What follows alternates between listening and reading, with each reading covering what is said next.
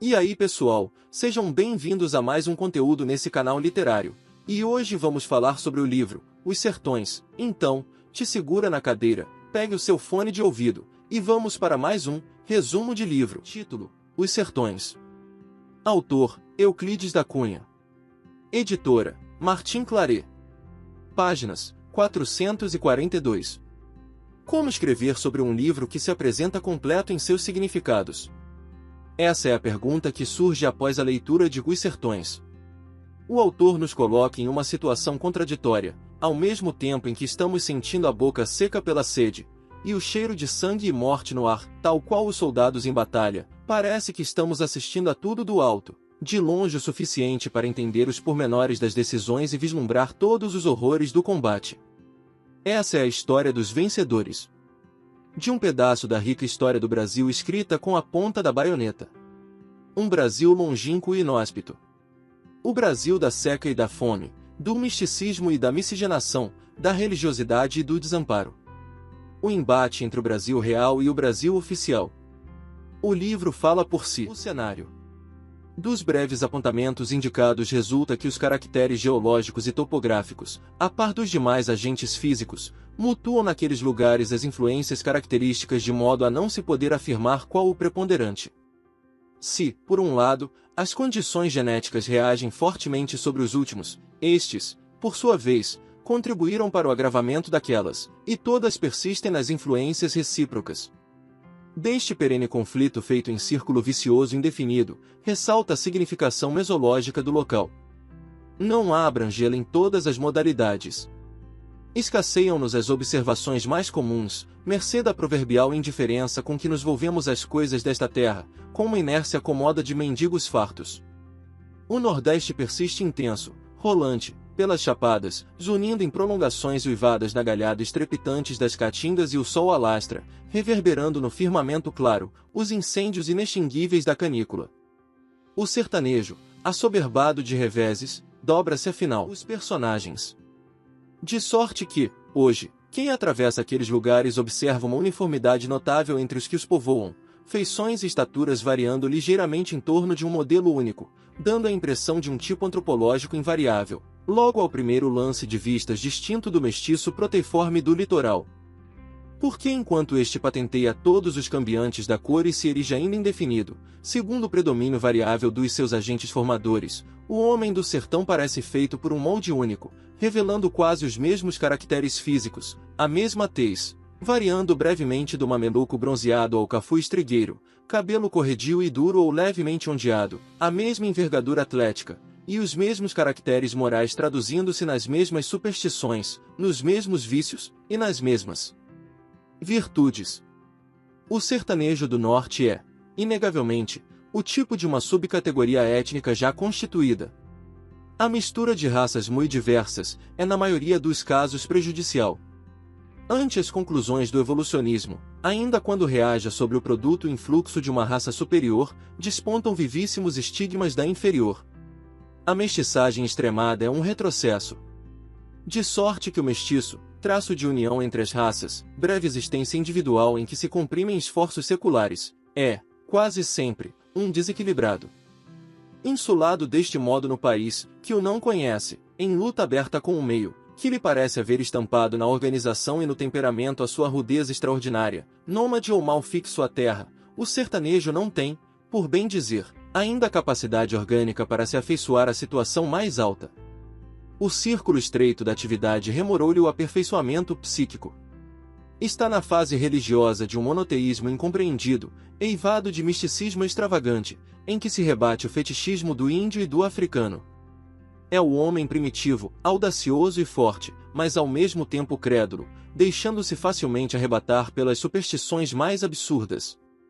Considerando em torno, o falso apóstolo, que o próprio excesso de subjetivismo predispusera à revolta contra a ordem natural, como que observou a fórmula do próprio delírio.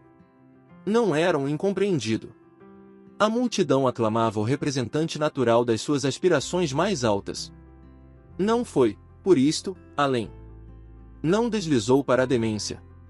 No gravitar contínuo para o mínimo de uma curva, para o completo obscurecimento da razão, o meio reagindo por sua vez amparou-o, corrigindo, fazendo-o estabelecer encadeamento nunca destruído nas mais exageradas concepções, certa ordem no próprio desvario, coerência indestrutível em todos os atos e disciplina rara em todas as paixões, de sorte que ao atravessar, largos anos, nas práticas ascéticas, o sertão alvorotado, tinha na atitude, na palavra e no gesto, a tranquilidade, a altitude e a resignação soberana de um apóstolo antigo.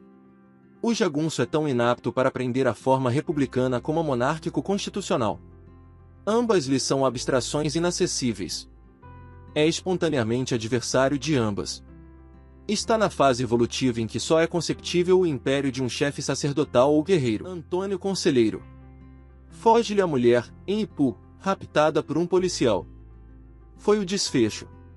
Fulminado de vergonha, o infeliz procura o recesso dos sertões, paragens desconhecidas, onde lhe não saibam o nome, o abrigo da absoluta obscuridade. E surgia na Bahia, o anacoreta sombrio, cabelos crescido até os ombros, barba inculta e longa, face escaveirada, olhar fulgurante, monstruoso, dentro de um hábito azul de brim americano, abordoado ao clássico bastão, em que se apoia o passo tardo dos peregrinos.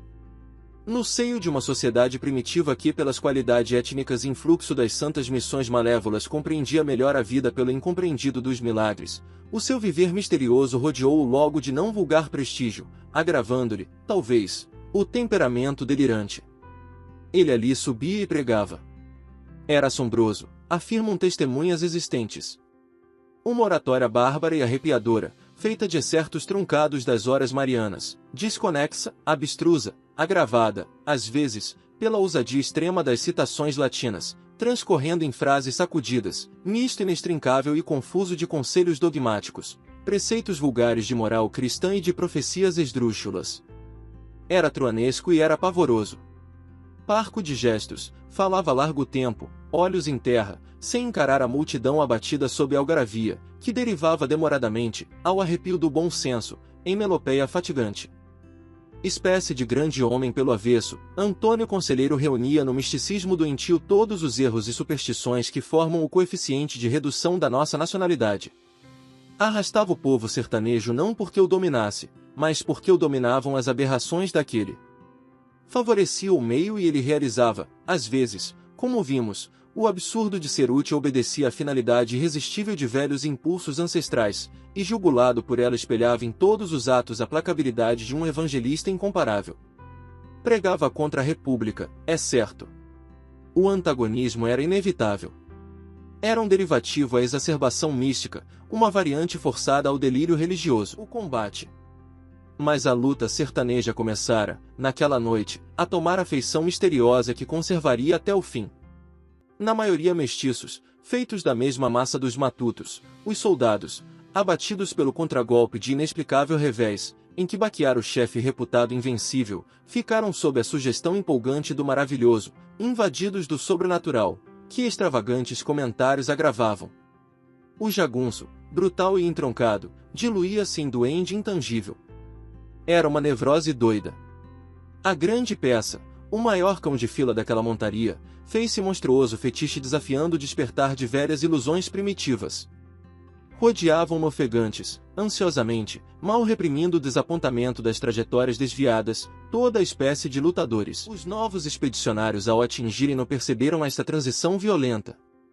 Discordância absoluta e radical entre as cidades da costa e as malocas de telha do interior, que desequilibra tanto o ritmo de nosso desenvolvimento evolutivo e perturba deploravelmente a unidade nacional. Viam-se em terra estranha. Outros hábitos. Outros quadros. Outra gente. Outra língua mesmo, articulada em gíria original e pinturesca. Invadia-os o sentimento exato de seguirem para uma guerra externa. Sentiam-se fora do Brasil.